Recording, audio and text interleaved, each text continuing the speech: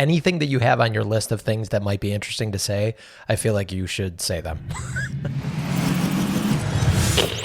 Everything's a copy of a copy of a copy of a copy. Deja vu.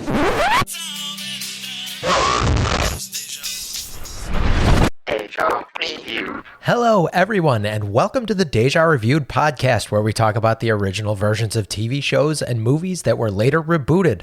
Welcome back to Season 2, where we're discussing the first and only season of the original Battlestar Galactica. I'm Michael. And I'm Mark. And we have a special guest that we're going to introduce in 1 minute. And today we're going to be discussing Episode 1, Saga of a Star World. It kind of depends where you're looking to see what the actual title of this episode was. Because on NBC.com, it was just called Battlestar Galactica. So I got very confused. But it's Saga of a Star World. And Saga of a Star World was released in 1978. It originally aired on the 17th of September, 1978. It starred Richard Hatch, Dirk Benedict, and Lorne Greene. It was directed by Richard A. Kala and Alan J. Levi, who is uncredited. And it was written by Glenn A. Larson. And the IMDb description is, after the 12 colonies of mankind were destroyed in a sneak attack by the Cylon tyranny, the last Battlestar Galactica leads a makeshift fugitive fleet on a desperate search for the legendary planet Earth. It's kind of a summary of the entire not a bad series. Summary of like the series. I don't know Exactly. about the episode itself. And Mike, I will say we guessed at the end of last week what the story was going to be for this one. And my guess was basically based off of watching the reboot of Battlestar and trying to guess how it would be set up in the first episode of this one. And you basically forgot it was Battlestar Galactica and just gave a summary Yes. of Star Wars. And your summary was much closer to the reality. Thank you. So, yeah, we're going to be talking about Battlestar Galactica. Let me introduce our guest, who's a colleague of mine at Southern Methodist University. He's the chair of the Film and Media Arts Division, in which I also work, and is an expert on television and science fiction.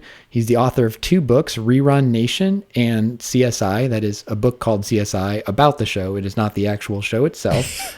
And teaches classes on genre film and television, our broadcast history class on the history of TV, and is well-versed in sci-fi film. So we're very glad to have him on here with us. So Derek Compere, welcome to Deja Reviewed. Thanks for having me on, guys.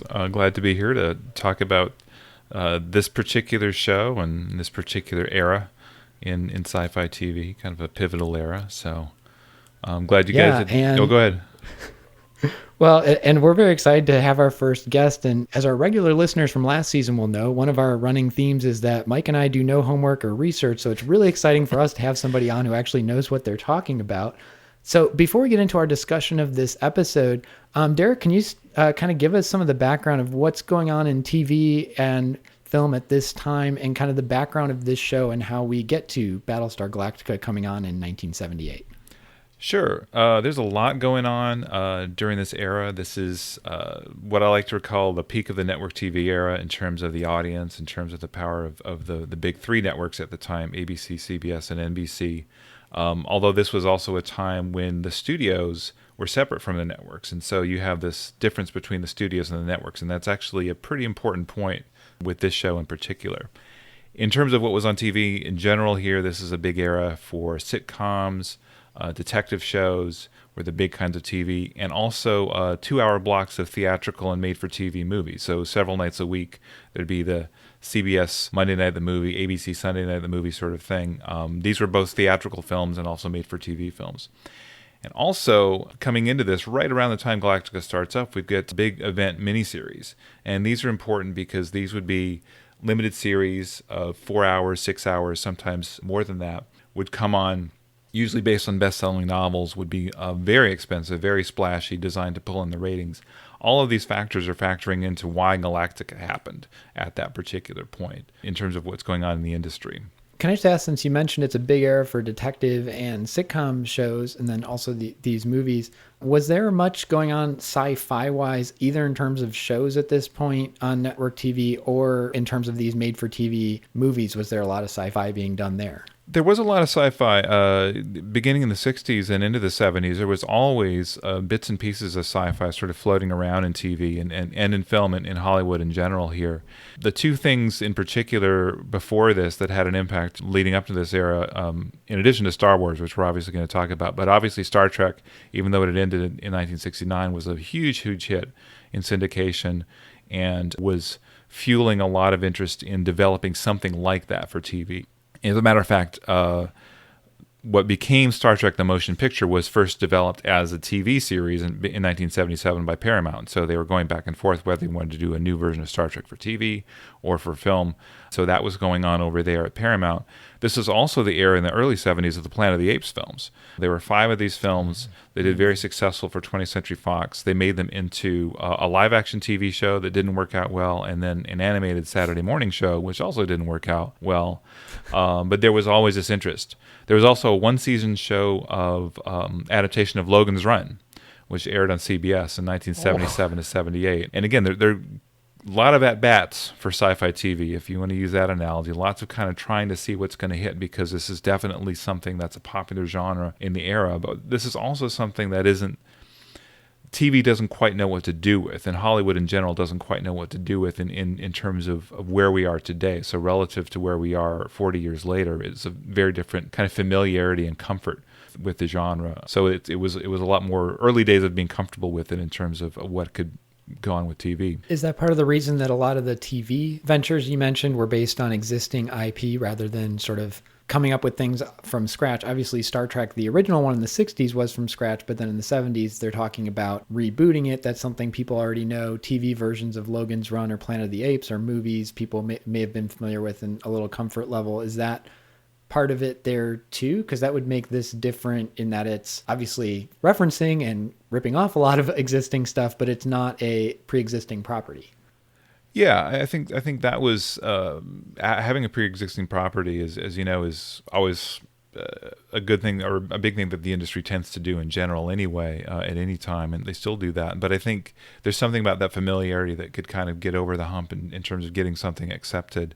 The other thing that would go on a lot more then than now would be to sort of shoehorn a kind of sci-fi idea into a more familiar formula. So you get these sorts of shows in the mid-70s which are kind of sci-fi-ish, but they're really like detective shows. So there was a version of The Invisible Man with David McCallum where he was just basically doing like detective spy stuff, and he happened to be able to become invisible. Or this great show called Kolchak the Night Stalker, which you guys should do at some point. Oh, yeah. Which was an investigative reporter investigating like monster stuff. The dad from Christmas Story, Exactly. right? It was Darren McGavin, the dad from Christmas Story. Yeah, Darren McGavin. So in the 90s, when the X-Files was developed, that was cited as the inspiration for the X-Files, was the show Kolchak the Night Stalker. So this was a way to create something that audiences would be familiar with, and even just get like some kind of fantastic element to that. You've got the genre base and something that the audience could relate to. Can I ask both of you guys a question from a person outside of the film and TV industry? That this is probably a dumb question, but also our listeners might have the same question. So you had mentioned, Derek, that obviously the studios are the ones that are creating this content and selling to the networks. Are the studios, because one of the things that I was actually a little bit surprised about in watching this first episode, the effects were actually better than I expected. And I kept thinking to myself, they must have spent a ton of money in shooting this pilot. So are the studios doing a lot of these projects basically on spec and hoping that they're going to sell these to these networks? That's a great question. I think Yay. Yeah, I think it kind of was on spec in some ways. Good job, Mike. Yeah, that Thanks. If you're doing a project of this scale, if you're ABC, you're looking for getting a big audience in some way. If you're anywhere in Hollywood, you know that Star Wars is the biggest thing that's happened at this point. And so you really want something that's like that. If you're Universal, you also want something that you can sell into syndication, that you can sell to overseas markets, that you can merchandise the hell out of, which they did at the time. They had Battlestar Galactica toys and comic books and all sorts of things like this, which ABC did not capitalize. Like ABC was not allowed to, because they didn't own the show. The only function of the show for ABC was to get people watching on Sunday nights when it was on, and that was it. For Universal, they saw this as a possibility of launching their own Star Trek, basically their own franchise that then they would run for years. They would have licensing to it, and they would be able to capitalize off of it. And I think that investment obviously still paid off because it's still a franchise for Universal. I mean, the series they did in the 2000s was because they own the IP, and they can do that. And in fact, as we speak, they're developing another version of it for Peacock. And so this is what they wanted out of this, something that they can kind of keep going back to. But again, at the time, there was no prominent cable networks. There's no streaming. There's only the big three networks. You have to get one of those three networks on board to commit to something like that as well. But it's all going to be due to what audience turns up. And if it doesn't turn up enough, then the network's like, nah, we're good. We're going to pull a plug after a year. And once that happens, studio isn't getting the money for the show, and they have to pull the plug on it too at that point. Well, and Derek, going off that, it's interesting you noted that this was a point where the studios and the networks were all different entities, because I know that's something that's been an issue more recently, where all the networks are owned by studios and sometimes still sell to each other, but the incentives become different. So if you're making a show and it's airing on another network and they're not getting the eyeballs, they may cancel it, but then you might say, well, we're going to air that on our network because we want to keep cranking out more episodes for syndication, even if we're not getting as much viewing on the front end. Since we own the property long term, it's worth it to us to have more episodes. And so that wouldn't have been a case back then when they didn't have those same sort of conglomerations. Yeah, exactly. The rules that limited that kind of interaction had just gone into place in the early 70s, and they wouldn't be repealed until the 90s. And so you have this period of roughly 20 years where there is this disconnect between the networks and the studios that often kind of a conflict of interest in some ways. In some ways, and sometimes it works out. Like if you're ABC in the 70s, at this point, you're the number one network, largely on the strength of shows like Happy Days and Laverne and Shirley, but also everything that Aaron Spelling produced was massive. In fact, the joke was in Hollywood at the time that ABC stood for Aaron's Broadcasting Company because he was responsible in the 70s and 80s for their biggest hits. But again, they weren't owned by that. So it's not like a situation today where Disney is the parent company of ABC and Comcast Universal is the parent company of NBC and so forth. So yeah, it was a very different situation in terms of what the motivations were, what the incentives were to develop properties and keep them on the air. This might be way too broad of a question, and if it is, we do not have to get into it. But one of the things that I find interesting, and I think that they're still sort of working through the landscape of, is how you just mentioned the Peacock app, the fragmenting basically of what we knew as TV. Now that everyone has a streaming app or everyone has their own AMC, can stream. I mean, I'm watching the episodes of Battlestar Galactica on NBC.com in a very horrible way because it keeps freezing on me. But how do you see that changing the landscape of how shows are made? And again, if this is too broad of a question, maybe we should start another podcast. Derek, don't you have like a whole semester class on Oh that? yeah. I'll sign up for it. Can I do it virtually? Yeah, sure. Yeah, come on in. No, I do a class called Contemporary Media Industries, and that's we talk about streaming like all the time in that class. My students are probably tired of it, but yeah, it's that is the incentive these days. Yeah, to own your own, to own your own deal and own your own platform. This is why The Mandalorian exists as a thing, because Disney Plus is a thing that Disney owns, and they own Star Wars, and they can develop that, and that's why indeed Peacock is developing yet another version of Battlestar Galactica, because this is IP that they own, and they don't need to find a slot for it on NBC. There was a period in the late 80s and 90s when first run syndication took off, where this was kind of this period in between the networks and the cable networks being big. And Star Trek The Next Generation was a big show that did this. And Paramount took that straight to syndication because they didn't want the network, any network at the time, because they didn't own a network. They didn't want any of those networks having pressure on that show. They said, no, we want a show. We want to develop it the way we want to develop it and own it. And so they took it straight to syndication, which at the time was a very big deal, but that became a very big model for the next decade. So that's why we had all the Star Trek shows in the 90s, and we had all these other shows in first-run syndication in the 90s that were scripted action shows usually that didn't have to worry about a network schedule or a network pressure to cancel them for audiences. It was all about the property that the studio had and them getting audiences and advertising revenue as well, but also selling it in syndication and selling it overseas and so forth. Well, and just on Star Trek, because Paramount did briefly own a network there for a while, and that was where they started putting some of the new Star Trek, I don't know if it was Discovery or... It was Voyager, some of those other ones. Back Voyager, in the 90s, okay. yeah. And then now they had this, if I'm correct, and Derek, I know you know all the Star Trek details, the CBS streaming thing, CBS All Access, isn't one of their like premiere shows, is the current Star Trek. And that's the only way you can see it, is subscribing to their thing. So they're trying to, like The Mandalorian, we want you to sign up, and you're going to sign up because you want to get Star Trek. Yep, that's exactly right. I think they also have an animated, maybe Red Shirts or something. I think they have an animated Star Trek show Called Lower as well Decks, on there. yeah. Lower Decks, thank you. Yes. Yeah, in fact, they've got a whole they've got Lower Decks. They've got 2 live action series, Star Trek series there, Star Trek Discovery and Star Trek Picard, and they're also doing at least 2 more have been announced, and so they are. But again, you need your CBS All Access, which is, by the way, about to be rebranded as Paramount Plus early in 2021. So it's a whole other story we can get into, because that's Viacom CBS also owns Paramount, and they want to emphasize the Paramount brand as part of that. So, but yeah, it's the same thing. They own the IP, and they know the fans are going to be there to want to show up for that, and that's where they're going with. Sci-Fi Channel, by the way, in 2000s, we are going a little. We're tying it all back to Battlestar Galactica, but no, it's fine. Sci-Fi in the 2000s was owned by Universal. That was their cable channel, and so that's another reason why they were patient enough to develop that show in the 2000s. Had that not been the case, it might not have happened that way.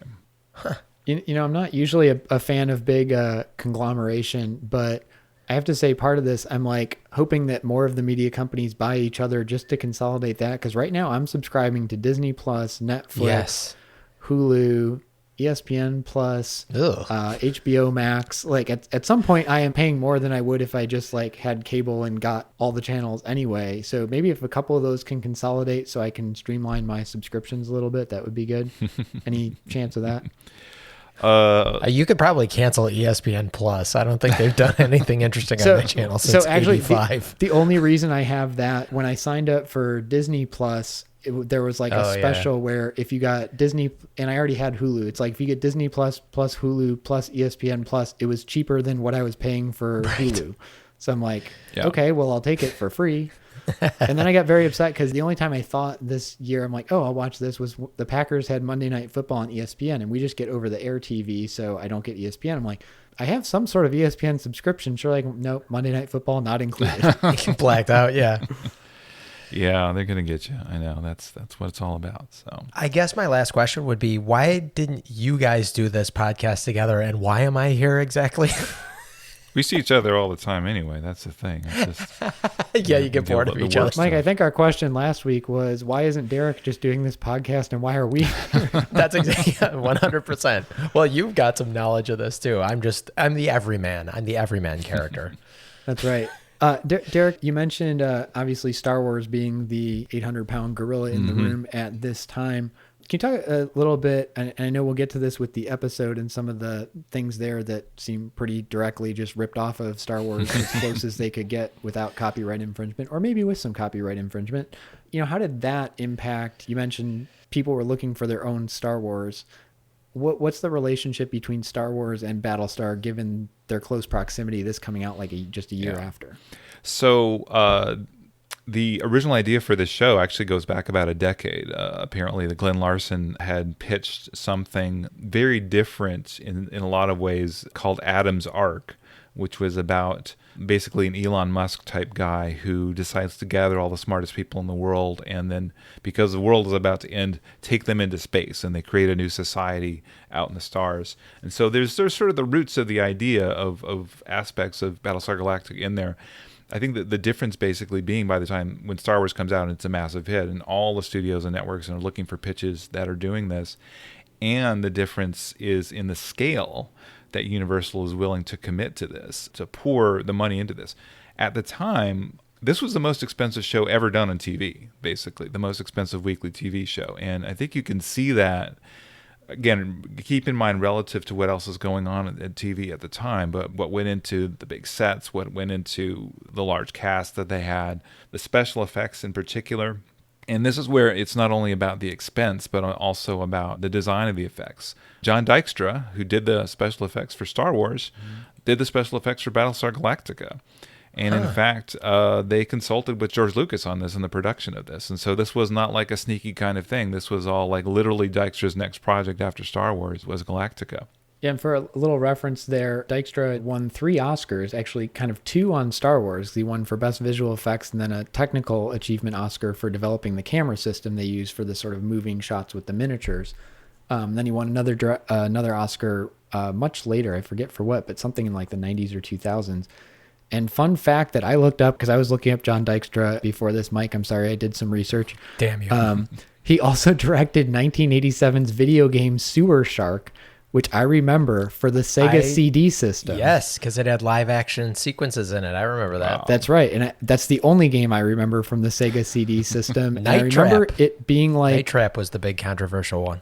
I don't remember Night Trap. Night Trap was the one where they had Dana Plato was in it, and there were scantily clad women, and you were trying to stop aliens from, or vampire, space vampires from killing They these actually talk about that. I forgot the name, but they talk about that in... what's the High Score, that series on Netflix? Oh, yeah. History of video games. Yes. They have kind of half an episode on They that. just rebooted Anyhow. that game, actually, a couple of years back.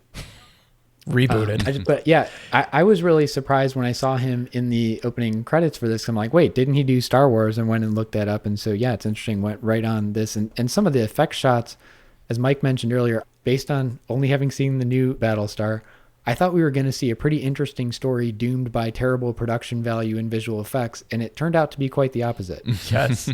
Speaking of the opening credits, I would like to point out, I'm glad at some point, I know you guys are very reverent of, I've seen movies with you, Mark, and you've insisted that we sit and wait through the credits, not even waiting for like the post-credit Marvel scene or something like that, but because you actually respect and know all the work that goes into these things.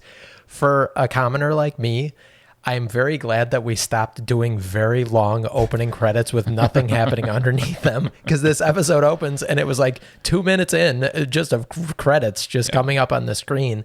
And this was actually my first sort of Star Wars-y referential ripoff thing. It wasn't an opening crawl, but it was a very like words scrolling away backwards, credits scrolling away backwards. I'm like, that's definitely reminiscent of Star Wars. It was actually also 1978. It's almost identical titles to the original Superman with Christopher Reeve. Oh, right. Yeah. Which my first, I think, reference to was Masters of the Universe, the Dolph Lundgren He-Man movie. Yes. Directly ripped that off and did exactly the same thing, which I remember Like as a the kid. same font. Yeah. Well, Yeah. The interesting thing about this is that this, the first 3 episodes of Galactica, they were aired as a 2-hour pilot when they aired the first time, and they made a theatrical cut of this that was distributed overseas, including in Canada, so just right next door, but also in countries prior to the series being available to them.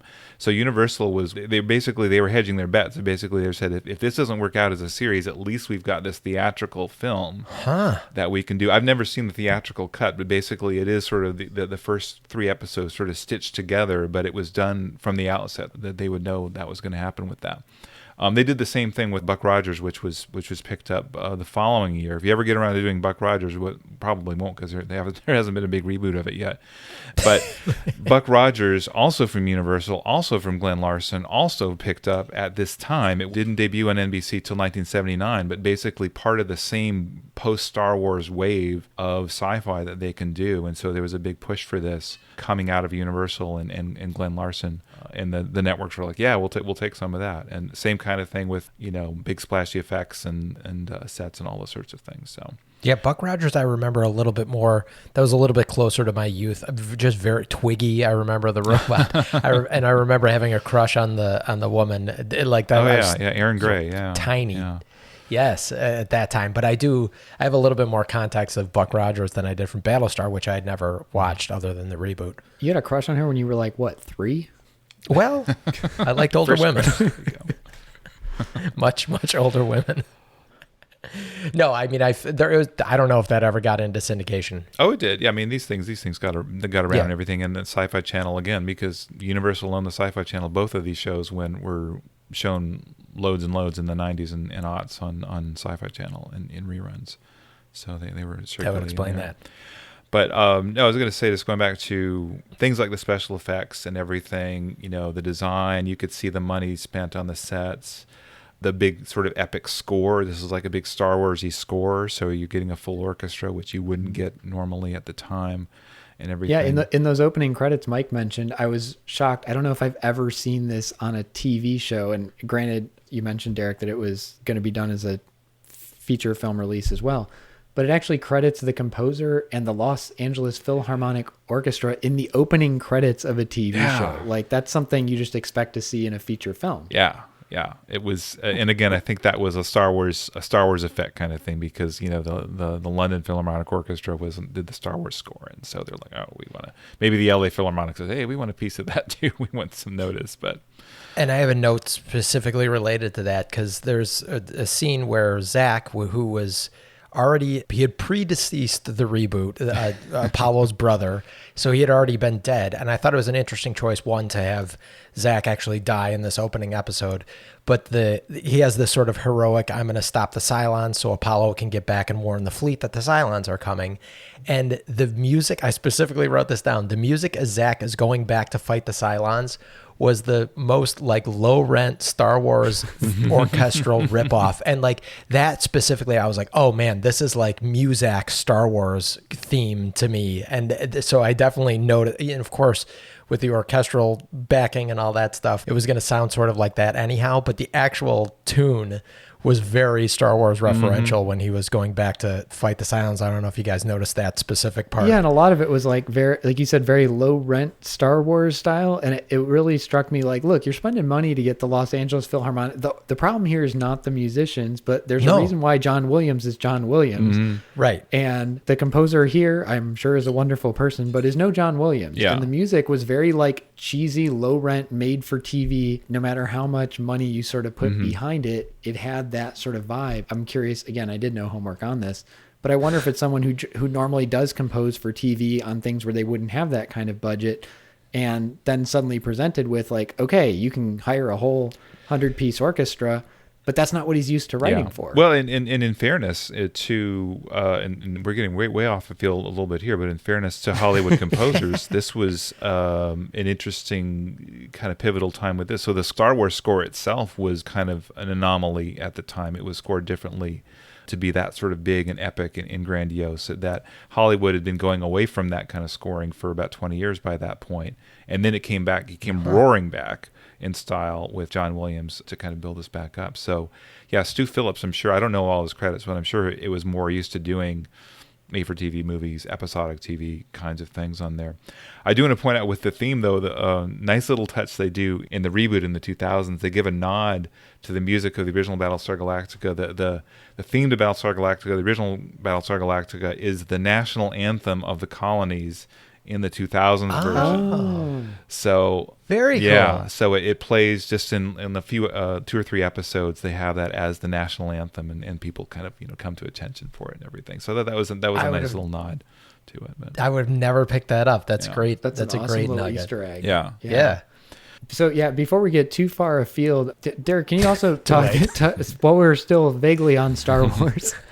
Yeah, was there anything that went on? You mentioned, like, obviously this wasn't a secret and they were consulting with George Lucas and such, but I understand there may have been some legal issues between the two. There was indeed, yeah. Basically, what happened was Star Wars was such a massive success and so many people trying to capitalize on and do their own versions of this. And 20th Century Fox and Lucas himself became fairly litigious around Star Wars at this time, and decided, even though initially, there was a little bit of not outright collaboration on Battlestar Galactica, but certainly, Lucas, knew what was going on and everything, but 20th Century Fox said, no, that sounds too similar to what we're going on. So they put a lawsuit against Universal in June of 1978, and it was winding through the courts. Now, it took a while back and forth on this, and because the series only ran for a year and a half-ish, basically, once you tie in Galactica 1980, it didn't actually make it to trial or was about to make it to trial until 1983, and at that point, they just settled on this. And so some of the wiggle room that Universal had on this was the initial judge says there were simply staples of the genre. You can't copyright the idea of space battles. You can't copyright the idea of evil robots, right? Those sorts of things. And a lot of that was going on there. That said, there was a list of specific things. There was 30 odd things that Fox and Lucas had listed specifically that were in Galactica as well. And there's where it gets to be like, well, yeah, I think they might have a point with that. And the terms of the settlement aren't public, so I don't know what the terms are exactly, Right. but they settled at some point. Settled enough so that subsequent versions of Battlestar Galactica could happen. And so, at this point, they settled that. But clearly, if you think about things like there's an older character who's wise and is guiding people. Sometimes when Dirk Benedict is on screen, you're like, he is clearly doing Han Solo, Harrison Ford kind of shtick and everything. It's got the cute robot with the dog character that's going to come in later episodes and everything. Mark Hamill's haircut. Mark Hamill's haircut is is all over the place at that point. Yeah. So things like this, that were kind of going in with this, they listed, and that's where the judge at least felt, that there may be a little bit going on with that. And so, now the funny thing with this is, I don't know if you know about Glenn Larson's reputation as a showrunner and a creator here. So, of course, he went on to create things like Magnum PI and Knight Rider and various things. So he did a lot of hit TV in the 1980s. But he always had a reputation of kind of ripping off other ideas and like lifting bits and pieces of things.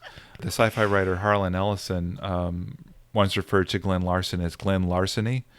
I like that. For taking things. He apparently got into a fight with James Garner on the Universal lot back in the 70s because Rockford Files was a massive show at the time, and Garner was convinced that Larson was stealing scripts and ideas from Rockford Files for his own show and everything. So he kind of had a little bit of a dubious reputation. I will say for Larson, the positive spin on this is he kind of knows what the audience wants. He's not going to complicate them. He's not going to give them anything that's too difficult to understand. He's really going to kind of sugarcoat it, popcorny entertainment sort of thing, borrowing from familiar sorts of staples. And so that's kind of his deal. That's kind of his shorthand for this. But at least in this case, Fox and Lucas were like, that's a bit too close to the bone on what's going on. Speaking of a little bit too close to the bone, and then I think we should take a quick break. There was one of the lines specifically, I think it was probably delivered by Zach. He goes, "Apollo, I have a funny feeling about this."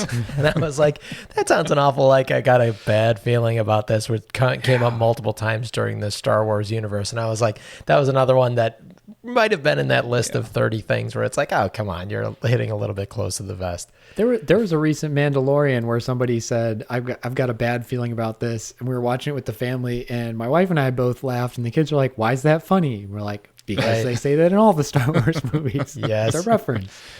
Everybody drink. My son's like, oh, that's really funny then. Yeah. Okay. So this is super fascinating conversation, and let's take a quick break now, and we'll come back and keep talking about episode 1 of Battlestar Galactica. As we approach the 7th millennium of time, the human race at last will find peace. Thanks to you. All right, everybody. Welcome back to Deja Reviewed. We're discussing Battlestar Galactica Episode 1. And actually, this episode are getting a lot of background on Battlestar Galactica more generally and the whole TV industry at that point. Derek, before we get into the episode itself, just as maybe a wrap up to this intro section, can you tell us a little bit about what happened with Battlestar Galactica? You mentioned it only ran like a season and a half in the wake of Star Wars and Universal spending all this money on a big budget show. What happened? So one of the big things to keep in mind at this time was ABC was number 1 in the ratings. They had done this on the heels of Happy Days, Laverne and Shirley, and Charlie's Angels, and shows like this. And so they had huge expectations for the ratings. Obviously wanted to capitalize on Star Wars, obviously wanted a big hit. And again, Galactica was the most expensive show on TV. So they thought this was a big recipe for a massive hit here.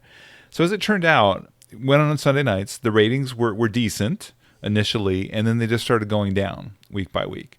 The ratings were still relatively strong. I mean, basically it was a top 20 show for the season by the time the season ended, but ABC had higher expectations. Their bar was basically, this has got to be a top 10 show. This is not, the top 20 is not good enough for what they wanted and for what they were putting into that.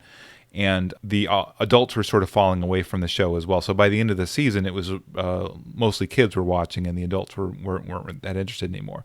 So again, if you're in the business of selling advertising time to adults, that's not a good recipe. And if you have a lot of expectations for a high bar for that, if ABC wasn't number one in the ratings, maybe they would have stuck with it actually a little bit longer. Their bar might have been a little bit lower for what their expectations were, but because of all the money for the license fee for it, so they canceled it after a season, and then stupidly, they got second thoughts about this and decided to bring it back in the spring of 1980, retooled, leaning a lot into their notes, what they wanted out of the show, with the budget way pulled back, set primarily on Earth. And so Galactica 1980, the plot of this takes place on primarily on Earth, 30 years after the original Galactica. And they had to make these adjustments because once you cancel a show, that's it. The cast is like, I guess we're done. I guess we're out of here and everything. So the only member of the original cast they could get back for Galactica 1980 was Lorne Greene. So he played his same character 30 years on. How old was he supposed to be in Galactica in 1980? Exactly, ancient. So they reach Earth, and then the plot is, we've got to warn Earth, and this is Earth in 1980, by the way, that they reached. And so they've got to warn Earth about the Cylons and everything at that point.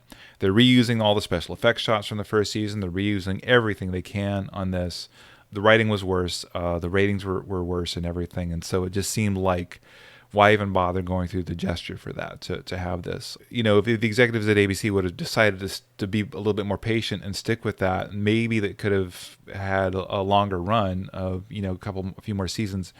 But that wasn't really, because of the cost and everything, and because, again, the attitudes about SF in general in the industry weren't really that patient to let it develop at that time. They just weren't going to do that. That was it. That was the one season plus this Galactica 1980 that kind of limped along. That's interesting that had it been on like CBS or NBC, it may have succeeded more. And I think of shows now that now our audiences are so fragmented with cable and streaming and broadcast and all the other things, but there'll be broadcast shows that get canceled for low ratings, but you look at the numbers and you're like, if this was a streaming show, it'd be the number one hit. Broadcast networks don't pull in the numbers they used to by any stretch, but there's still numbers there that are not in some of these other places, and the expectations are much higher. And so something that maybe would have succeeded on Netflix or Hulu or Disney Plus or whatever, and perhaps been a big hit for them, gets canceled on the broadcast network because it's not pulling in the number of eyeballs they expect. Yep.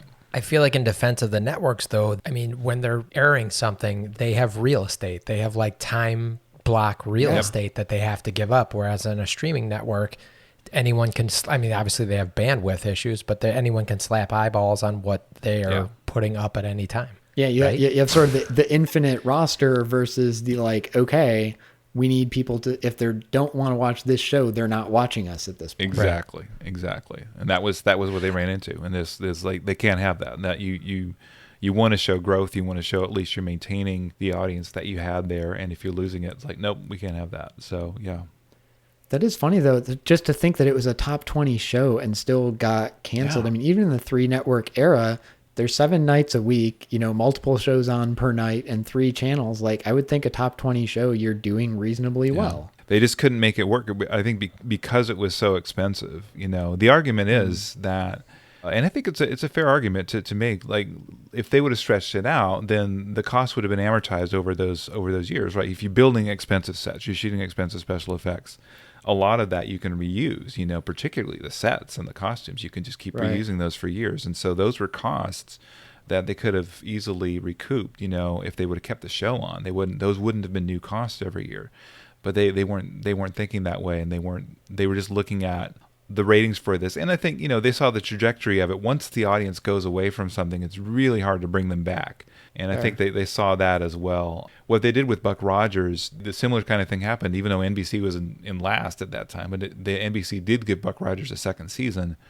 But the second season, they kind of did a similar thing in which they completely retooled it. They made it much more sort of Star Trek-y, brought in new characters and everything, and it wasn't the same thing again. And the ratings didn't improve at all. It just basically continued its slide. And so it's difficult. Once a show is kind of on a downswing, doesn't matter how old it is, it's difficult to kind of bring it back from them. Although the budget amortization you mentioned is, I think, a really useful thing to think about. Even if the numbers were on a downswing, if you had spent so much money up front and like, okay, but now we could make X number more episodes, even if the audience continues to go down a bit, we actually might come out ahead. And I know last season on Deja Review, when we were watching Twilight Zone, we actually ended up talking about budget a fair amount because there were definitely shows where you could see they were like, okay, what sets do we already have on the back lot that we can just use super cheap? And there were a couple episodes that had a really high production value that tended to be surrounded by episodes with very low production value. And we were wondering, maybe it was like, okay, we know we want to do this one big one, so we got to scrimp and save from a couple other episodes to get a little bigger budget on this one. So definitely a factor. Yeah. I mean, there's a reason why on Star Trek they visit the planet where it's still the Roman Empire, or the planet where it's Nazis, or it's where the Old West. The Old West. It's like these planets look suspiciously like the Paramount backlot, and there's a reason for that. It's obviously cheaper to do that. These are elements that are there in Hollywood, and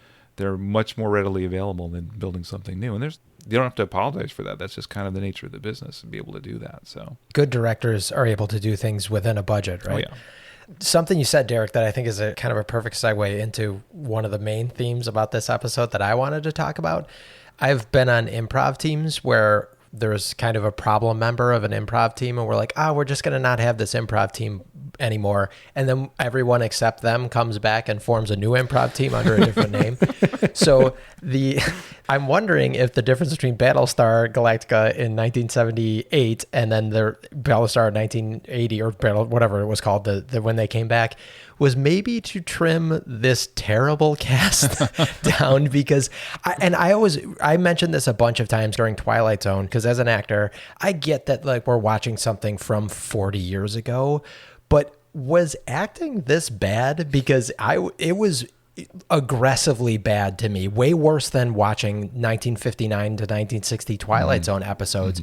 This acting was painful to watch. And frankly, Richard Hatch, who came back for the reboot, that was my first really experience with him in the reboot. And I thought he was terrible, frankly, in the reboot. And so going back and watching him here, I'm like, this is painful to watch these people trying to act, except for Jane Seymour. And by the way, Ed Begley Jr. and Rick Springfield were also in this episode. I noticed in the credits. Yeah, I caught that in the end credits. I'm like, that can't be the same Rick Springfield. And went and looked, and it was the same. It was. Rick Yes. Yeah. Well, he should have just started singing Jesse's Girl in the middle of the episode, honestly. I don't think it had even come out yet. No, he was still a few years out from that. So. But yeah, Derek, is this what acting was in the early 80s or late 70s, or is this? I mean, pretty much, yeah. It was. TV was a big sort of populist medium. Everything was really telegraphed. The script was really telegraphed with this. There's not a lot of room for subtlety with the performance, and most of the cast is pretty green on this show. And any of the directors, any of the more seasoned cast, they would have been making TV much along the same way through the 60s and 70s. And so within that parameter, there's not a whole lot you can do, and I think television acting, the possibilities for that got a lot better later on, that opening that up. And that's, I mean, obviously in the reboot, their approach to that was almost kind of naturalistic. It was almost sort of like documentary style in some ways, in some of the ways it was shot. Very different than, and I think that's why Richard Hatch really sticks out, in that cast, because that's a cast that's a lot better actors in that one. But no, I think a lot of it was just the circumstances of how you make TV at the time. There's also, I mean, to be fair to the cast too, there's also a lot of, what you can call sort of pilotitis in this way too, where the chemistry is, any kind of chemistry is not really there yet in the first episode of anything. You even go back to the first episode of Cheers and everybody seems a little stiff relative to what they would become, because they just don't know each other yet. They don't know what the show is yet and everything like this. I'm really glad you mentioned that there's not a lot of room for subtlety, because one of my recurring complaints about Twilight Zone, which I very much enjoyed the first season, but the over explanation of a lot of plot elements in Twilight Zone, I found them doing it, and I took a note here, I found them doing it a lot in this first episode, where I was like, let your actors act to show us what's like, when Adama specifically is like, I've doomed, or maybe the president, I take it back, the president, when he's like, I've doomed humanity to this fate and woe is me. And I'm like, do you need him saying that? Can't his acting actually convey the feeling? Because we get it. And there was I don't think his that. acting actually could convey that. No, it his definitely acting couldn't. was not good enough to handle. Yeah, and that was a frustrating thing. So, but you're right. I mean, they have a finite amount of time. They have less time than in a feature film to do those things like character development. And the same thing with The Twilight Zone. But you know, in the new series, those episodes were an hour long. They came out to about exactly what this first episode was. And there were subtleties and nuances of those characters I knew a lot more about those characters in the same amount of time. Like just comparing one for one, Baltar's character, who was fantastic in the reboot. And here, I mean, we didn't see a lot of him. One of the things that I thought was kind of interesting was that we got a very, very early Gaius reveal of sort of being the villain in both of them, but the kind of lovable villain, at least in the reboot. But comparing those actors, Jamie Bamber and I can't think of Starbuck's name in the reboot. What's her name? Katie Sackhoff. Katie Sackhoff, thank you.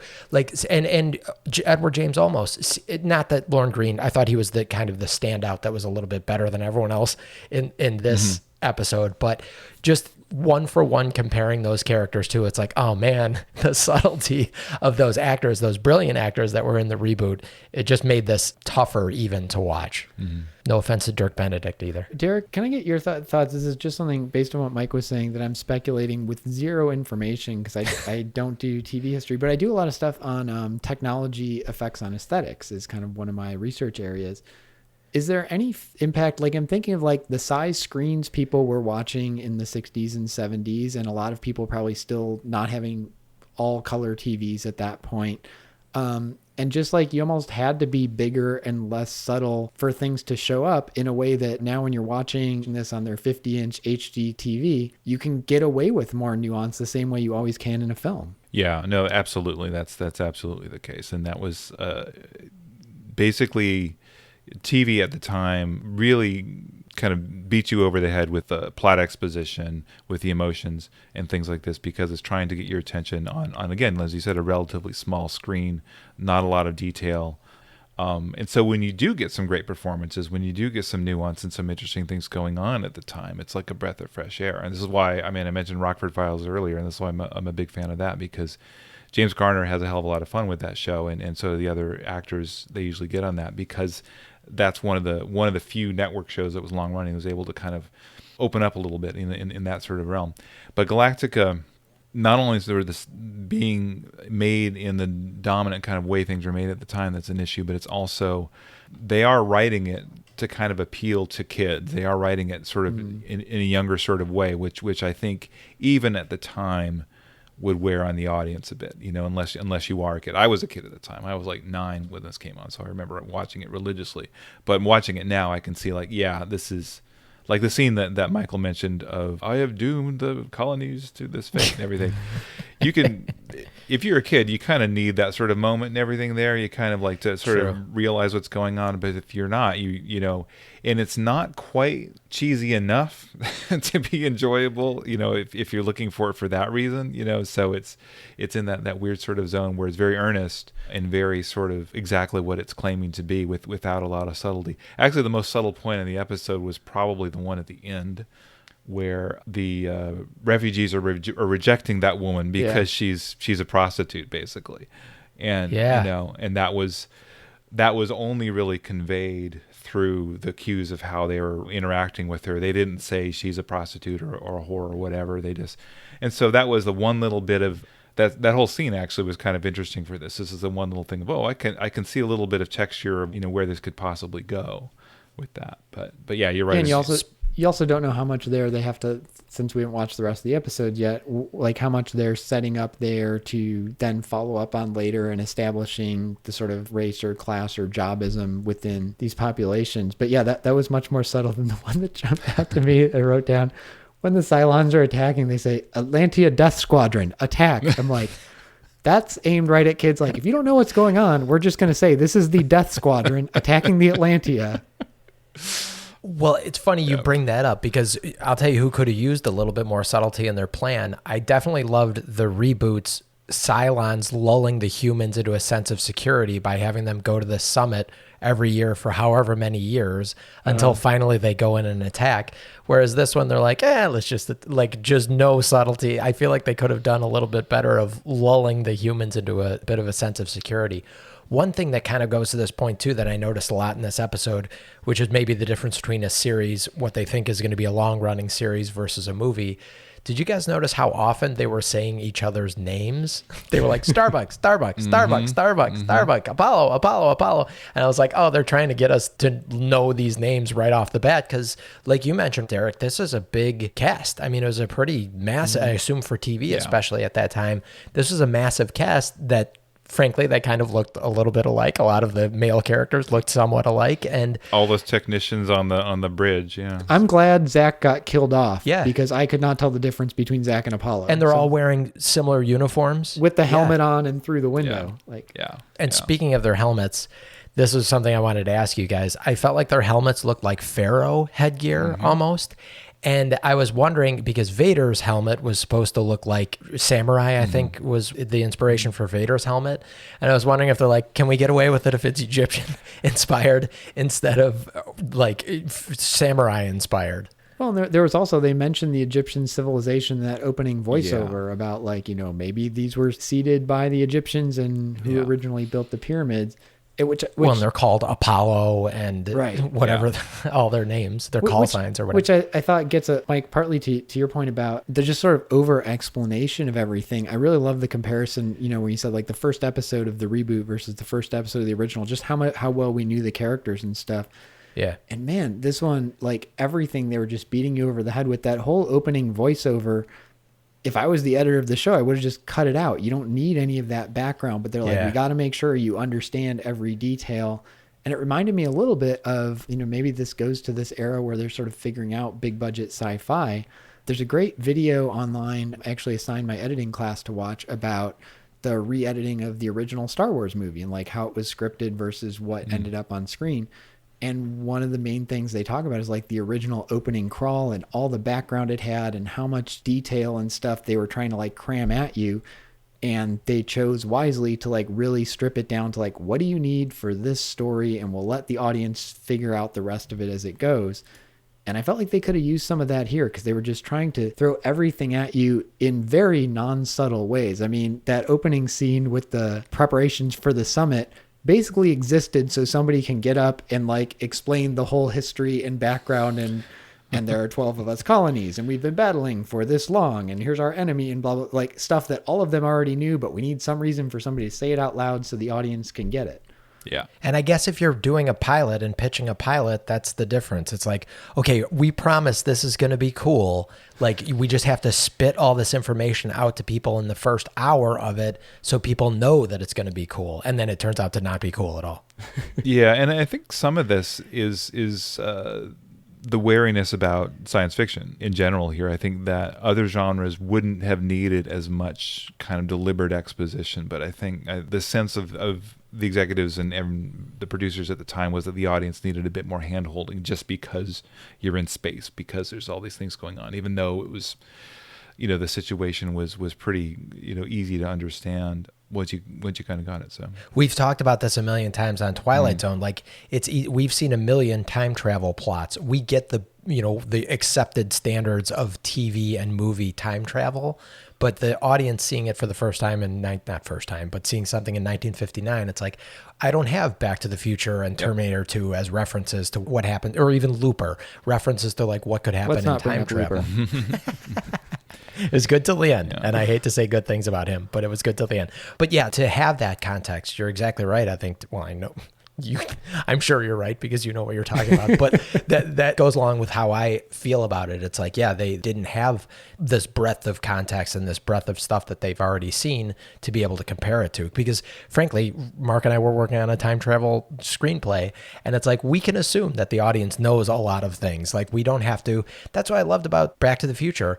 It's like, it can just be a DeLorean. And yes, they did a little bit of explanation of what the flux capacitor does, but like, it can just be a DeLorean. We can accept that this will go back in the past with enough energy. And like, we didn't need to be like over explained how it's exactly happening. I was actually wondering live while I was watching it with the opening voiceover, which this explanation actually makes a lot more sense, what y'all just said. But if it was a little bit of an excuse for like, here's why this thing is going to be set in space, and yet these aliens look exactly like humans and sound like humans and stuff, is we're trying to set that up from the get-go that they are the same race as us, and that way we don't need elaborate makeup and alien costumes and stuff like that. These Cylons, one of the things that did bother me about the Cylons, did not walk like robots, and I loved how they were different heights. I loved in the reboot that they made they were CGI, but they made the Cylons all the same. And I'm talking about the robot Cylons, because I assume we'll the probably Centurions get in the reboot. yeah, right? the Centurions, yes, exactly. And there were two guys just kind of like awkwardly walking into a room dressed as Cylons, and one of them was like 6'2", and the other one was like 5'6", and I was like, well, you couldn't have found two guys to put into a costume that at least are the same height, so it looks like Didn't these you are really want manufactured. someone to say, "Aren't you a little short for a Centurion?" That's probably what they were going for. That was in the script. They had to cut that out. Yeah, that was one of the ones that George wanted. I will say I came out of this first episode unclear whether the Cylons were robots or if they were like people in costumes. I mean, I understand in the TV they were obviously people in costumes, but even in the narrative, in the diegetic world, if they were supposed to be like stormtroopers, like just people with these costumes, or if they were robots. No, that's a great point, and it never really, at least in the episode we've seen so far, it's not really clear on this. So that's funny. I mean, we're complaining about too much exposition, and that's something we don't know yet. Well, they And, like, seem they're- very robotic, thing, but too. we don't know. Their boss didn't seem to be a robot, right? That like the guy in the High Emperor spinning chair. Yeah, he didn't seem Which to I be a guess robot. technically Star Wars ripped them off because Return of the Jedi and the spinning Emperor chair doesn't come out for another few years. So. That's a fair point. Yeah. Another place Counter Star Wars. lawsuit. I actually had a very similar Return of the Jedi reverse reference, because they used the old hit the brakes and let the guys pursuing us get past them, which is exactly what they used in the speeder bikes in Return of the Jedi. I'm like, oh wait, but Return of the Jedi was several years later, 5 years later or so. And I was like, oh, they used, because at first I'm like, oh, they ripped off Star Wars on this. I'm like, wait a minute, this came out way before Return of the Jedi. So, And let's not forget the best use of that in Hot Shots when he's flying it, and like they literally get the like the brake sound of the fighter jet, and it like screeches to a halt. yes. Well, that sort of a move was a staple in like all these World War II films or whatever, where you've got aerial dogfights and all this, which was the inspiration for the scenes in Star Wars, right? You know, so if you know that from editing and things, I know Mark knows about that. There's one of the space battles in Star Wars in particular was like done almost shot for shot from a World War II documentary. Yeah, and like even in the rough cut before they had the special effects in, they just like cut in the shots from the World War II documentary. Like then there will be a space battle, except Looks imagine like these this. are spaceships instead of planes. Yeah.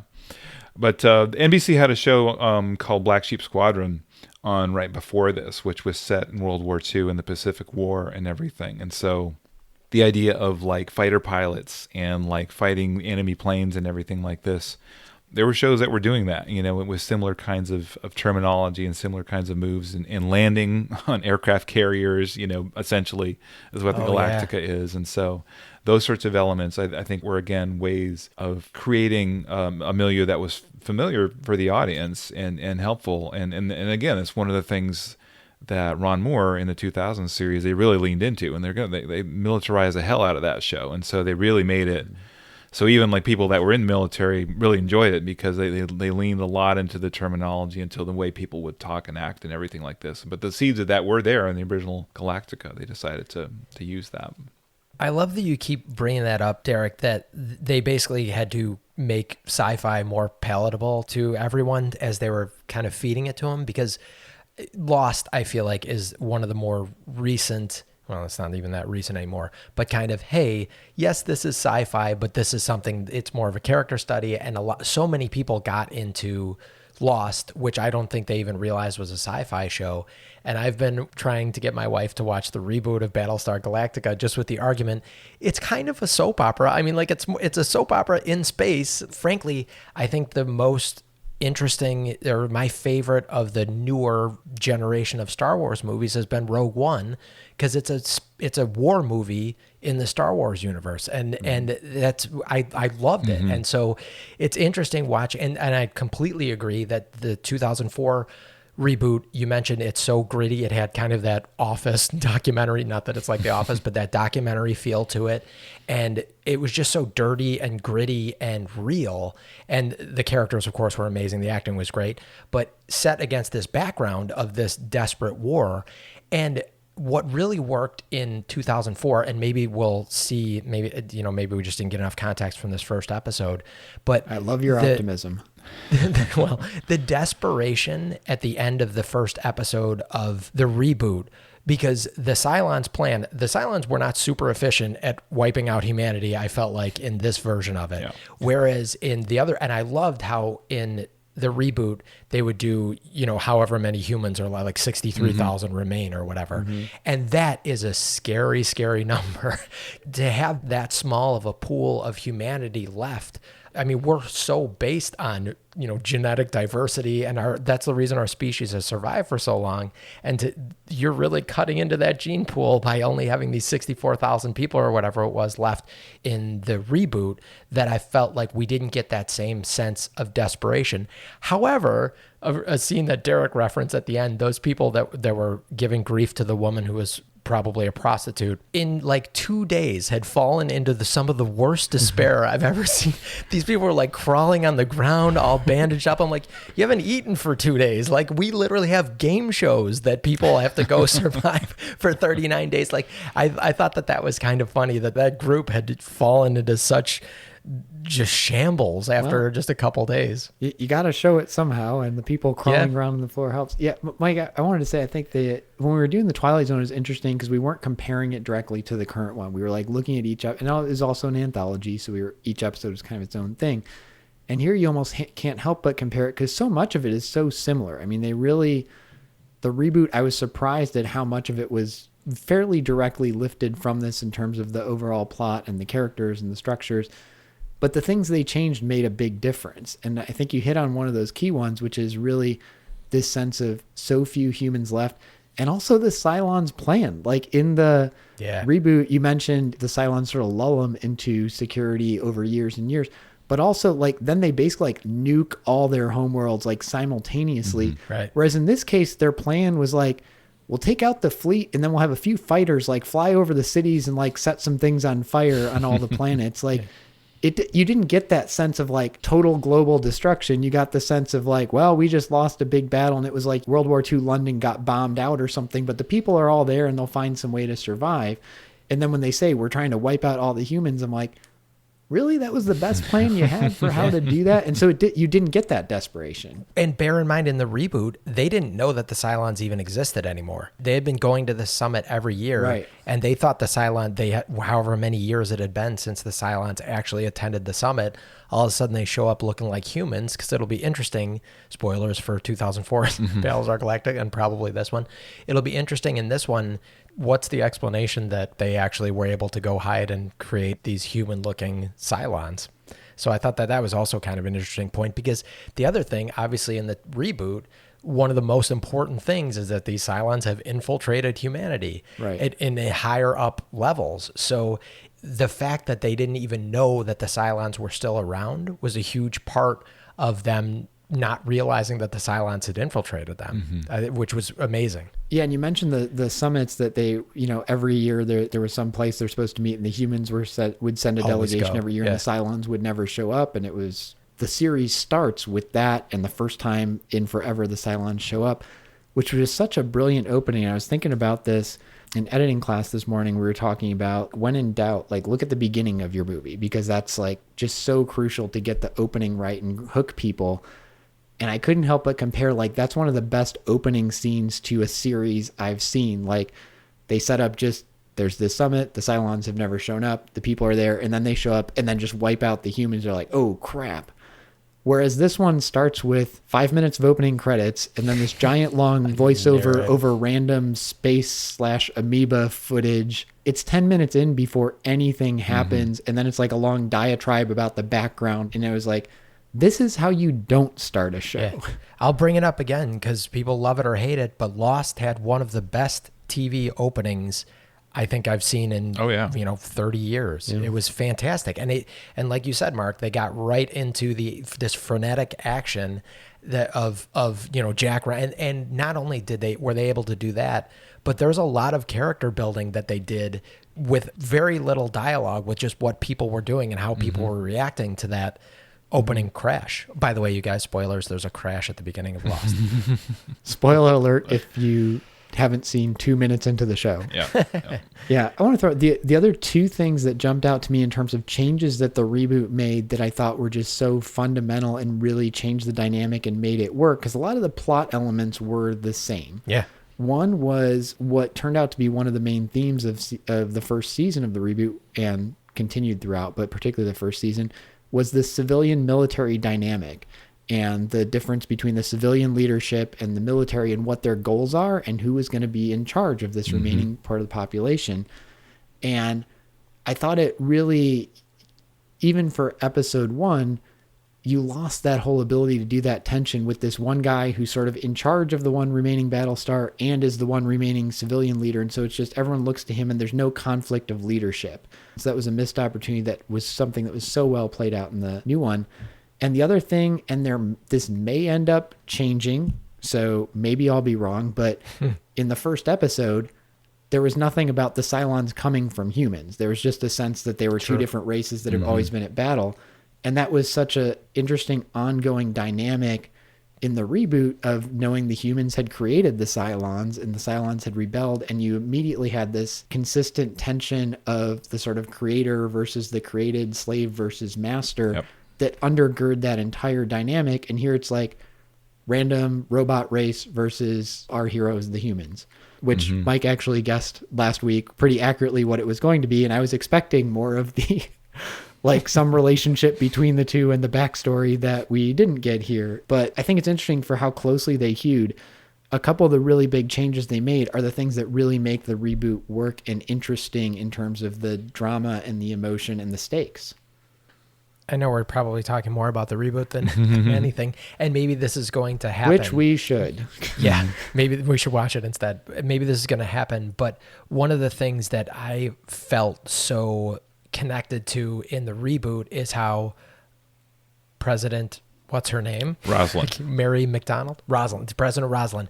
How she was the Secretary of Education, and like just being like, oh man, everyone, like the 18 people ahead of you in line for the presidency are all dead. They were all on the ship and you're president. And there's that great scene where she's getting sworn in with her assistant and tears are just streaming down her face as she's just realizing literally the fate of humanity.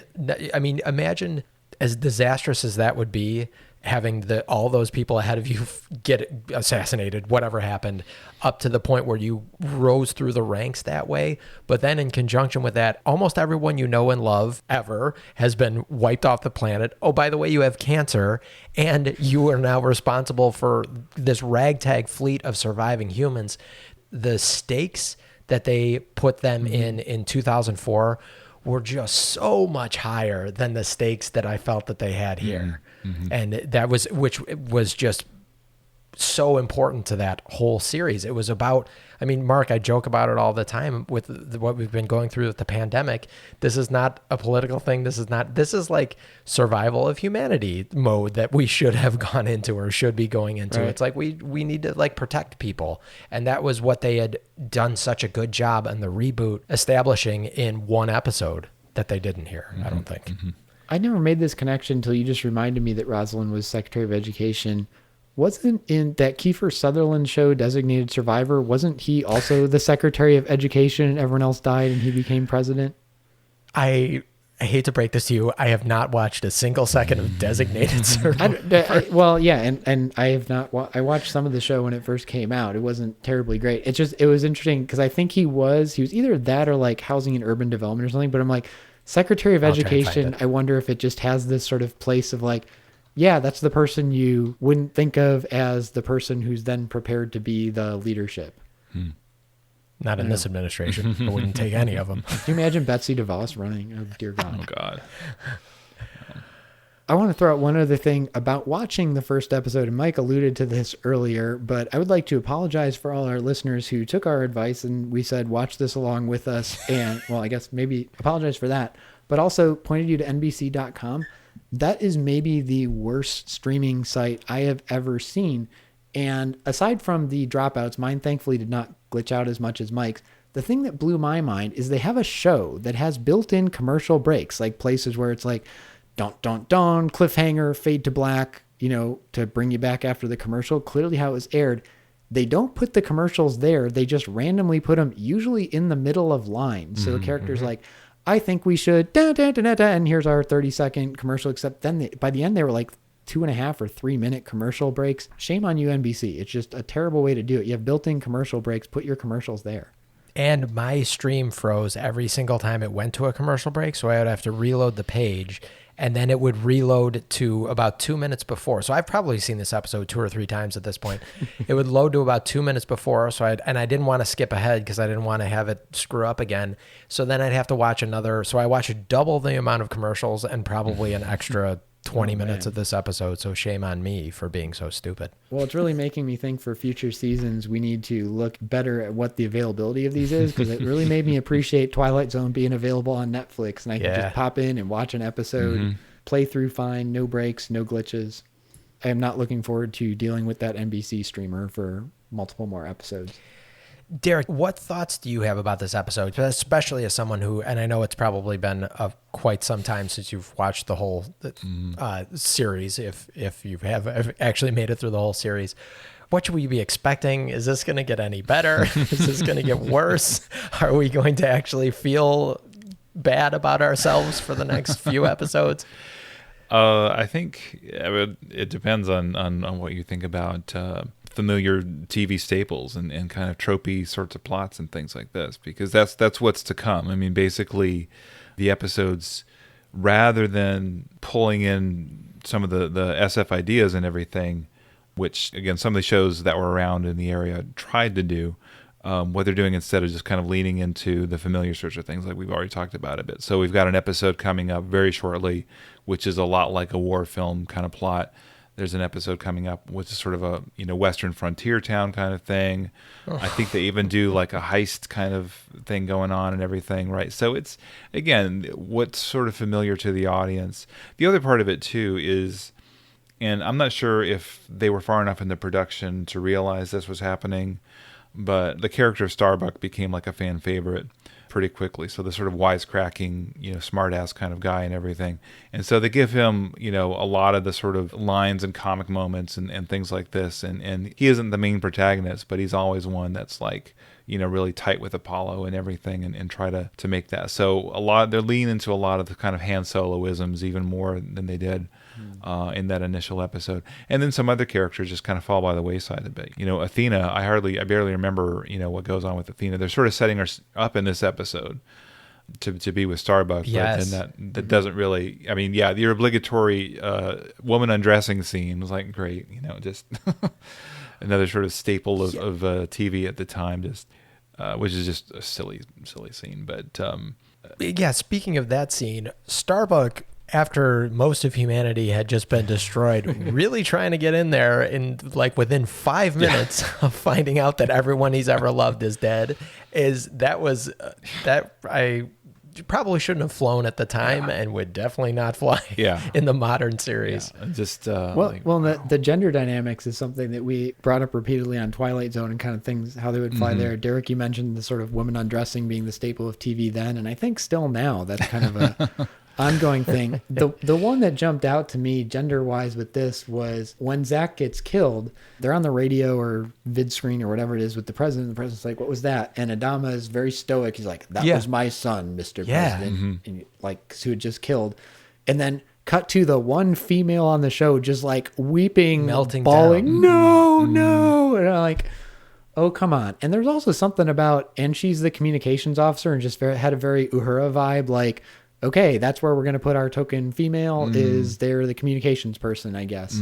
Although it just felt Colonel very Ty 70s-ish. Yeah, and maybe I missed something. I didn't quite know if because Starbuck in the reboot, Starbuck was the love interest of Zach. Like they had a relationship. Well, and that both was the that was brothers. again when we were speaking of one of the differences with the reboot. That was probably the biggest thing that set the old school fans off, was making Starbuck a woman, which I think was absolutely pivotal. Which I was think brilliant. it was a fantastic. I know they were choice to make angry, Starbuck but a woman in man, the she reboot. played Yeah. the hell out. Oh yeah, and she was so great. Yeah. Katie Sackhoff was so great in that, and I mean she's a great actress. I haven't really seen her in basically anything but that, but she She's was also amazing in a new that. Mandalorian. Yeah. Oh, that's right. But she is her dynamic with and her ability to play that, like, you never once was like, oh, they just gender bent this. It's like, no, she is the best pilot on this Battlestar, and she just was so cocky and confident and good at playing that role. Oh, it was fantastic. But that I didn't even know in this episode that we watched. I was like, was she with Zach, or was she just sad that he died? I didn't know if they actually, maybe they needed to spell She's more his stuff out. sister. and they There didn't- was they one didn't line where I really thought it was his get sister. that. Yeah. Oh, okay. Yeah. So I did miss that. Okay. Yeah. That makes sense. It's just She's a his family daughter. affair. They're She's Adama's basically daughter. there's Adama's the dad, Apollo and Zach were brothers, and Athena was the sister. So Okay. But yeah, they never said it explicitly. It was like you got it almost secondhand, like at one point where Yeah. Adama says something about, Apollo and my daughter, and you made the connection, oh, the daughter is her.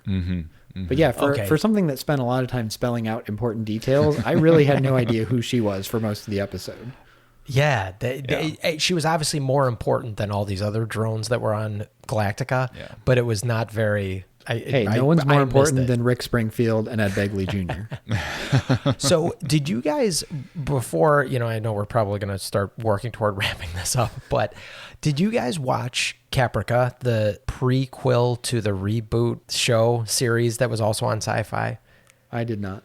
I watched a few episodes of it. I never finished it up, but I wish I've been meaning to go back and watch that again sometime. But. I'm probably in the same position you are, Derek. I watched the first, because I think it had a first not full season, maybe it was like a half season, but I watched that first part, and then I know there was some time, that might have been around the time of the writer's strike, or a writer's strike. think so, and then yeah. I think it came back, and I never got back into it after it came back. I don't know, for whatever reason, Eric Stoltz kind of rubs me the wrong way.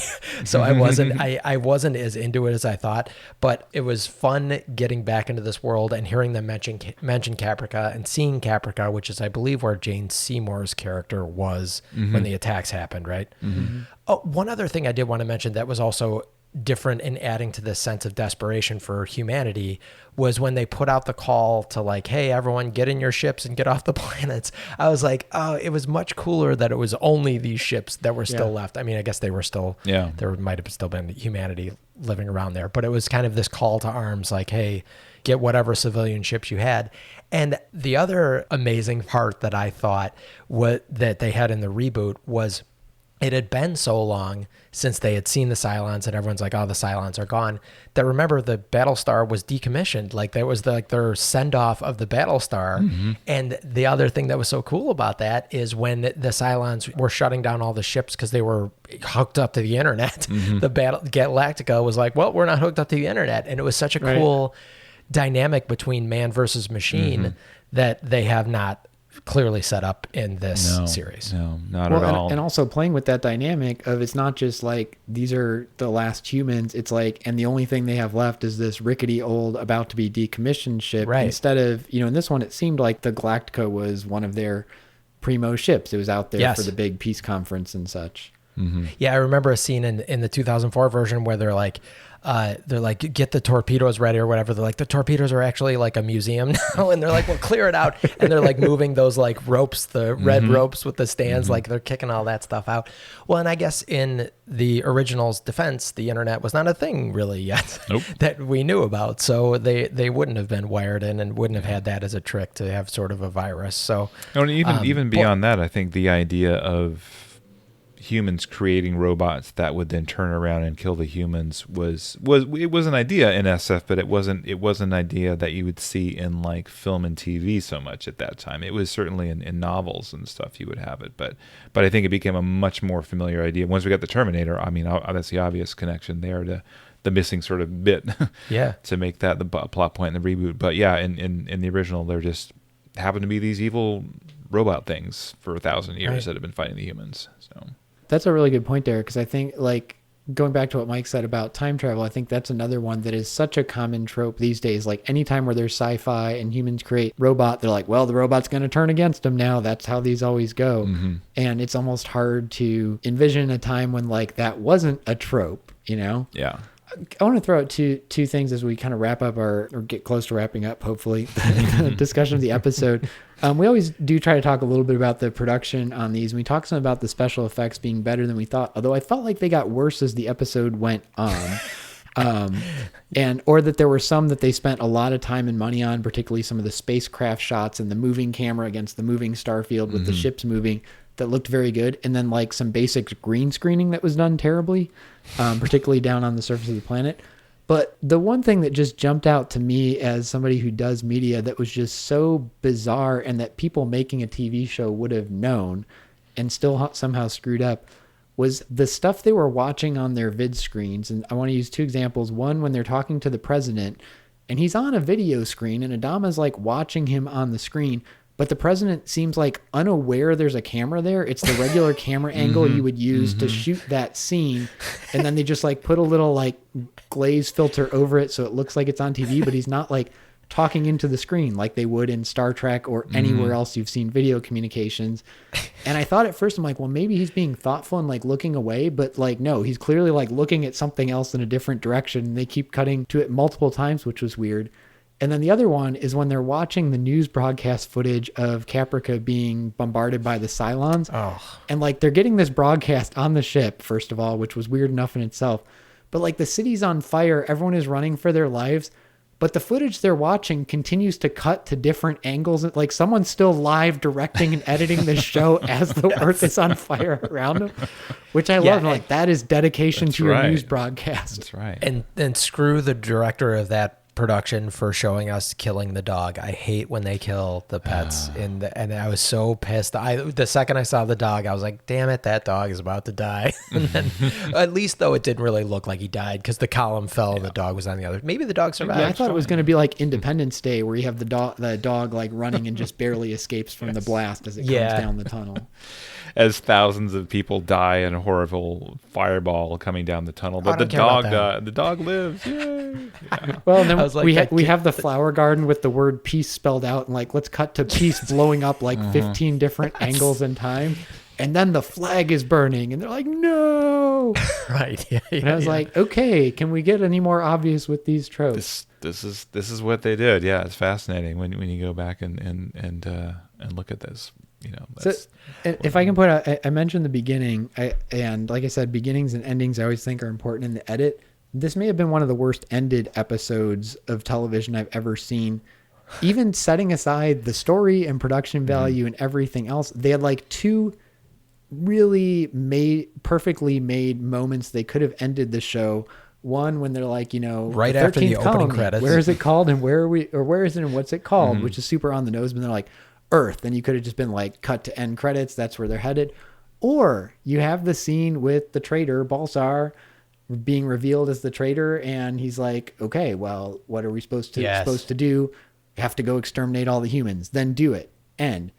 Instead, they have this whole surveying the ships for damage random scene at the end, and then they're like flying away and literally just kind of like bantering, and it ends like almost mid-sentence. I actually wrote down the lines like, I can't fault them for resenting us. They lost everything. They have to blame someone, and cut to end credits. I'm like, you had Are you sure there wasn't endings? Yeah. Maybe NBC was just loading in another commercial. Are you sure you got through to the very end? I did, because I got through the end credits to find out Rick Springfield and Ed Begley Jr. were in the show. Yeah, same thing. Yeah, I didn't even see Ed Begley Jr. Maybe he's coming up later or something. And he was Ensign Greenbean. Yeah, yes. I saw him credited, but then I don't remember actually seeing him in the episode. But Me neither. Derek, since you mentioned it was all like originally aired as one 2-hour thing, maybe he's somewhere in that 2 hours and they only created one set of credits for the 2 hours and then just rerun them. I'll be curious how episode 2 I'm guessing starts. that's what they did. Yeah, because That could actually, be. just to get your point of the editing, and I just looked it up just to make totally sure I got it right. But yeah, the first, what are now 3 episodes in how they packaged it, were aired as one big 2-hour movie. Okay. So it's Saga of the Star World has 3 parts, as they broke it up. But it would have been one evening of entertainment, like one feature length kind of thing when they first aired it. So it makes it makes sense in a way that scene would work in the timing of how you would cut a feature length film, but in the sense of how you would cut it in an episode, it doesn't make any sense at all. Like I agree with you on that.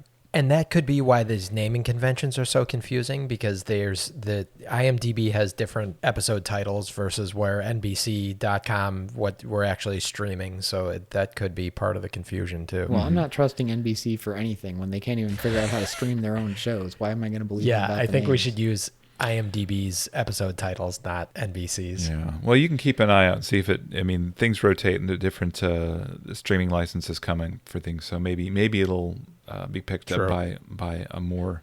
I don't know if anyone should or would pick this, but maybe It's they made would. the round. It's made the round. It's been on other ones. Maybe it's before, on so- YouTube. Oh, there Yeah. you go. Just go. Yeah. Derek, what we normally do here is, unless you guys have more ripoffs, I feel like we've been mentioning Star Wars ripoffs throughout this episode. I don't know if I feel like Well, maybe you we want can- to just do quick, like best or worst, however you want to frame it, rip off from Star Wars that showed up in this episode. I think for me it was the Vipers that were basically X-wings where the wings didn't split, but the cockpit and opening Oh, yeah. and the wings. It was like a TIE fighter merged with an X-wing, but had the same color scheme and everything. So that was it for me. I think my biggest one that I already mentioned was the music when Zach was going back to fight the Cylons was so it really actually sounded like just a slightly tweaked like dollar store version of a Star Wars song. So that was the biggest one that hit me like, oh. I think I'll go with capes. In the costumes. Capes, good. I hadn't There thought are about that, but capes. Yeah, there are plenty of capes in the Star Wars universe. They decided they have capes in this one too. So And no one wore him better than Billy D. Williams. yep. The costuming here was like a weird sort of mix of like ancient Roman Yes. with Star Trek style military with a lot of gold, basically. Yeah, and I think and again, I don't know all the details of why it went in with this, but my guess is, like we were talking about earlier, if they want this sort of idea that this is a lost tribe of humans, that it has these kind of similarities to other things that the narration was mentioning in the beginning.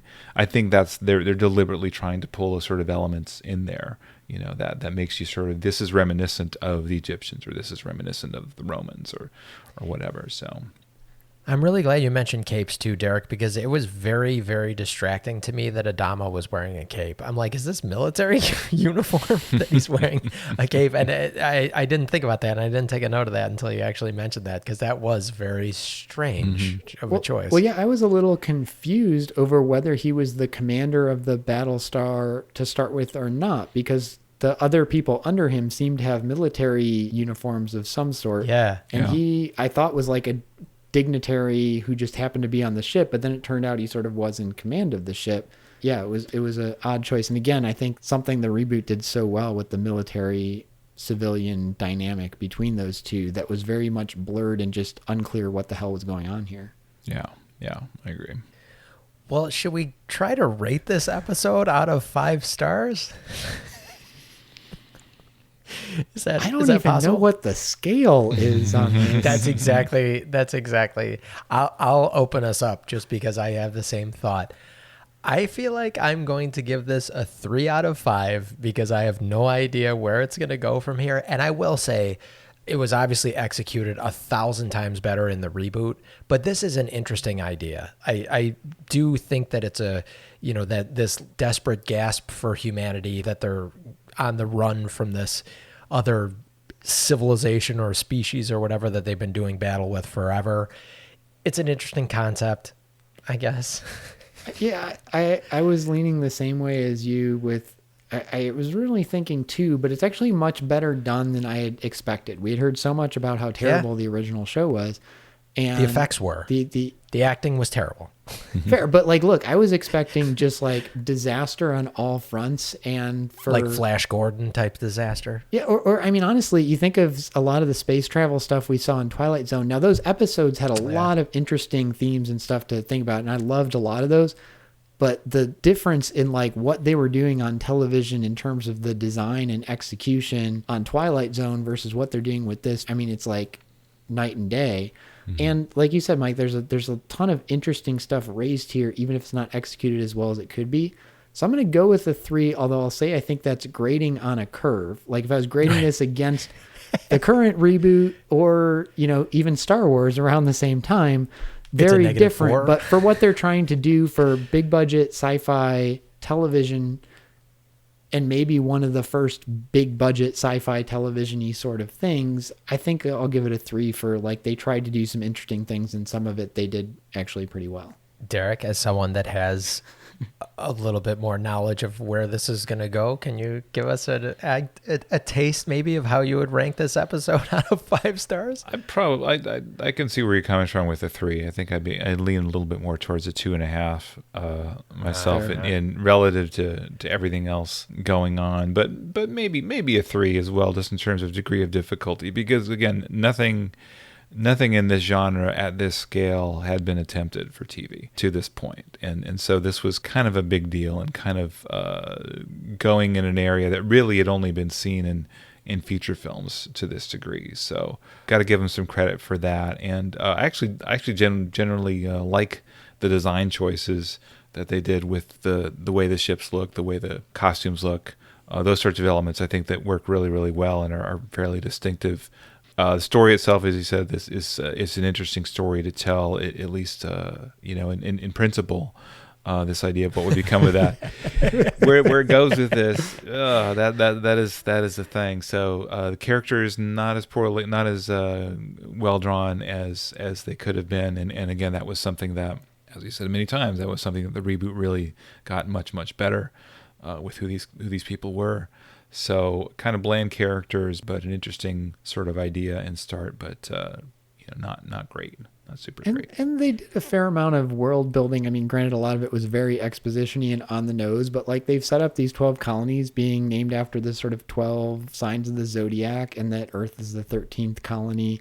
Like there's interesting stuff there to play with. Again, maybe it could have been executed better. I should also say, on the off chance that my old film production professor, Dana Hodgson, is listening to this, he would be very upset that I didn't give it a 0, because he always told us if he ever saw a star filter used in any of our movies, it was an automatic F. And every time there was a shot of the Cylons, they had the star filter. Yep. Got to make that little red light glow. Okay, thank you. And like I was going to say, where there's a very bright spot, it would like split off into and like look like a little asterisk. Like that's a star. It's a filter you put in front of the camera that's like super cheesy and usually used in like Hallmark commercials and stuff.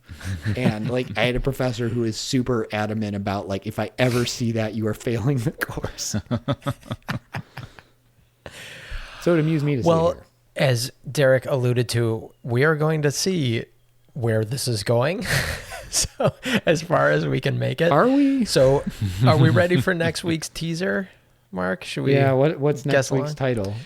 So according to potential IMDb, title, since we're not sure what the titles are. And this is interesting in the context of what Derek was telling us about this actually being a 3-part movie. So the second episode, according to IMDb, is Lost Planet of the Gods Part 1.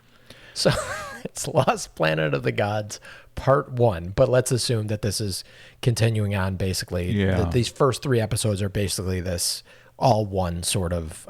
that is just very bizarre that they would just... Okay, so these 3 are like part 1, 2, and 3 of something, but part 1 is something different, and then part 2 and 3 are actually part 1 and 2 of some separate little... I've got a different episode list at Ep Guides, and it's listing the first 3 as Saga of a Star World 1, 2, and 3, and Lost Planet of the Gods is actually episode 4. I bet that's right then, because I think that's what NBC has as well. How many episodes are you showing total of this, Derek? 24. Okay, I'm only showing 21. So, And the thing and- is, okay. yeah, because I think So that I'm that wrong. makes sense then, because then you take that there's like the 3-parter and there's several 2-parters actually. You guys know the thing about 2-parters, right? Little trick about 2-parters. the first part is crap, and the second part's really good. Well, no, hopefully. it usually is the other way around. But the Oh, reason no. the reason 2-parters exist is it's another budget saving enterprise basically. So you're designing and casting for essentially one double length episode, and that way you're not sort of remounting a new production. Usually the same director is on there, so it's kind of a sneaky way to get bigger bang for the buck on that. So I'm not surprised they have multiple 2-parters in here. And so, Mike, I'm going to confirm what Derek said. Looking at the NBC site that we're streaming these for, where again they have it listed as Battlestar Galactica as the title of the first one, not Saga of a Star World, but it has Battlestar Galactica Part 1, 2, and 3, and then the next one is Lost Planet of the Gods Part 1, and then Part 2.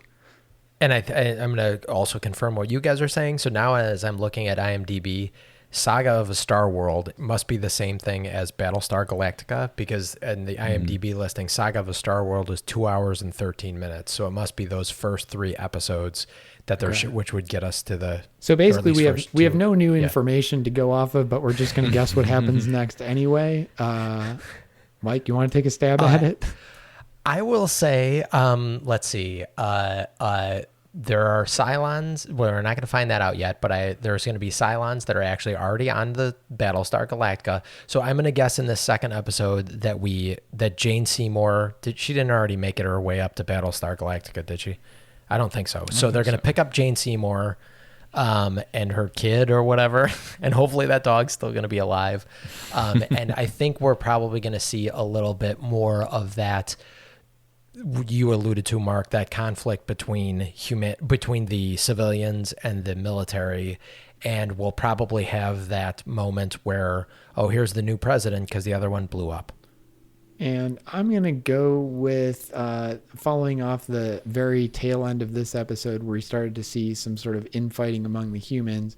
I'm going to guess that they're short on resources and people are fighting amongst themselves, and they have to go somewhere to try to pick up some extra resources to be able to feed everybody, but it's in an area controlled by or monitored by Cylons, and that's going to be the drama. I'm going to keep my fingers crossed that the second episode is as good as the episode in Battlestar, which I think is their first one after the big long pilot where they're jumping every 37 so minutes or good. whatever. So good. That's one of my favorite episodes of television of all time. I love that episode. 37, I think it's called. 33. Something like that. 33, thank you. Yes, so they have to jump every 33 minutes to stay ahead of the Cylons. Love that episode. But I'm not super hopeful that that's what it'll be. So having not seen this one, Mike, I am willing to bet a large sum of money that this one will not be as good as that episode. But again, I admire your optimism. Yeah, no, I don't. I suspect not as well. But Derek, do you what want the to take heck? a guess? I don't know if you remember what the next part is. Well, there was a little preview at the end of this episode. I don't know if you made it. It said, True. where it said, "This is Lauren Green on the next episode of That's Battlestar right. Galactica." You know, he said that. I think Mark's on the right track with it. I think they're going to have to get some resources somewhere and go somewhere, and it will seem too good to be true, and difficult circumstances will ensue because of that. But at least they're keeping with the plot of they've got to get the resources, they've got to do something. So I think that's should what be the our last guess scene for in this one every was episode. kind of moving towards this sort of introducing that plot point, perhaps. Well, and Yeah. the one point from the preview of next episode was Balzar, the King Cylon or whatever he is. I'm just going to call him Palpatine. Is like, as long as one human survives, there'll always be a danger. He's like, surely you don't mean me. Yes. And they're super close up on him. Dun dun dun. So I'll be Interesting waiting for thing with excitement. that I'll mention. I didn't know this until I was looking into this the other day, but and since I'm not going to be on your next episode of the podcast, I'll mention this. Apparently, Please come back. sorry. Apparently, in the theatrical cut that they did for other markets, the Baltar is killed at the end of the theatrical cut. He's actually just killed, but he is not killed for the series. So there's alternate endings, if you will, to what would be the third episode as they're cutting it now. So then one of them he lives and one of them he dies. When it was a standalone film, he died, and when it's a continuing series, he lived. So So if you're It's a in one real of these other Schrodinger's- markets and you saw the like theatrical one and then were somehow interested enough, like, oh, let me get, I don't know if they had bootlegs back then or whatever, let me get my bootleg VHS tape of the TV series, you'd be like, wait, how is this guy alive again? Yeah, You'd literally exactly. be following a different timeline. I thought he was dead. What's going on? And if you are that tiny niche of a person that actually, and you're listening to this right now, please contact us and you can be our next guest and we can talk about what your life has become. Thank you all so much for listening. This was Deja Reviewed. Huge thanks to our very special guest and very first guest, Derek Compere. Derek, do you have anything? Tell people where they can get your books. Anything you want to plug your Twitter handle. I'll plug my Twitter handle. That's where I'm my most prolific, I guess, these days. I'm at D_Compare. That's D_KOMPARE on Twitter. And I'm trying to work on other books and things. My books are several years old at this point, but Rerun Nation and CSI, wherever books are sold, as they say. Grapes of Wrath is several years old too, and people should still be reading that, you. Derek. So I think that you're okay to still pitch your books. Again, thank you so much. You are our first guest, and you're going to be a very, very tough act to follow because that was super fascinating for me. I'm sure it was super fascinating for Mark, who actually does know stuff about this. But as a layperson, I did not know much of this stuff. Well, it was great. But especially as a layperson into the industry, I hope that you guys enjoyed listening to that. And if you do, send Derek some love and send us some love on Twitter. If you're enjoying Deja Reviewed, please leave us a rating and a comment wherever you're listening to us. Apple Podcasts and Google are the two best places if you're looking for that. And if you're enjoying the podcast, please subscribe and tell other people about us. You can find us at DejaReview.com, and you can find all of our social media there. You can leave us a voicemail, you can shoot us a text message, and we hope to see you again next time. Deja Review.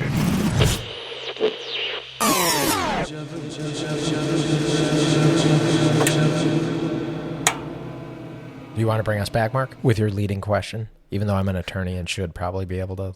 Then you can say, I object, leading question, Your Honor.